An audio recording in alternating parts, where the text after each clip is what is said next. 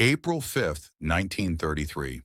America wakes up to discover that owning gold is now a crime, a federal crime, punishable by 10 years in prison and a $10,000 fine equivalent to $250,000 today.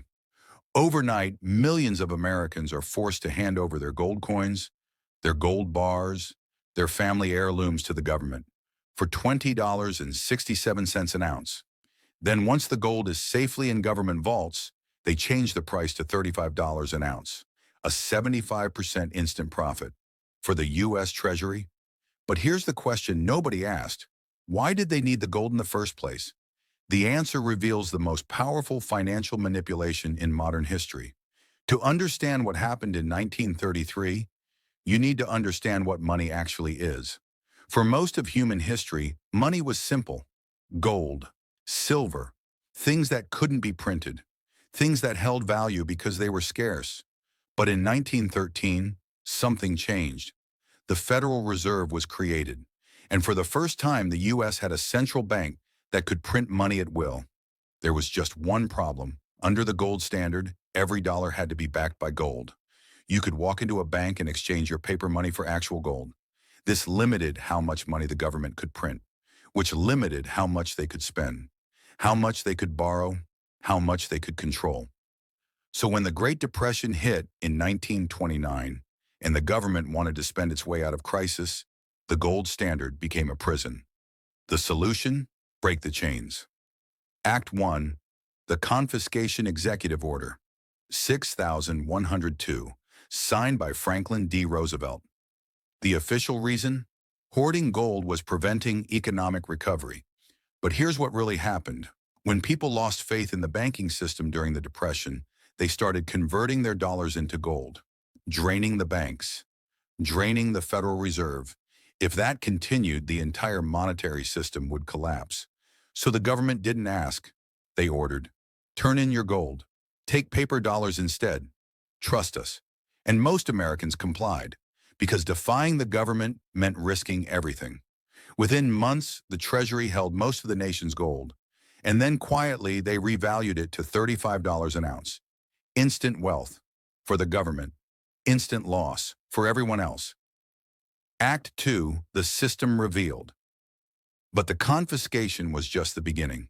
In 1944, while World War II still raged, representatives from 44 nations met in Bretton Woods, New Hampshire. Their mission? Design the new global financial system. And the result was elegant. Every currency in the world would be pegged to the U.S. dollar. And the U.S. dollar would be pegged to gold. America became the world's bank. The dollar became the world's currency. There was just one catch: foreign governments could still exchange dollars for gold at $35 an ounce. For 2 decades, this system worked. America printed dollars. The world accepted them. Everyone pretended the gold would always be there. But in the 1960s, countries like France started asking questions. They started exchanging dollars for gold, and America's gold reserves started disappearing. By 1971, the choice was clear: either stop printing money or abandon gold entirely. On August 15, 1971, President Nixon made the decision. He closed the gold window. No more exchanges. The dollar was now backed by nothing, just faith, just power. Act 3, the empire today. And here's the twist: it worked. The dollar didn't collapse. It became more powerful. Why? Because Nixon made a deal with Saudi Arabia. With OPEC oil, the most valuable commodity on earth, would only be sold in U.S. dollars.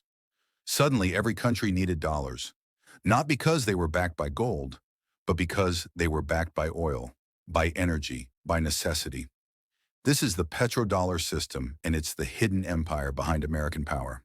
When the U.S. prints money today, the whole world absorbs the inflation.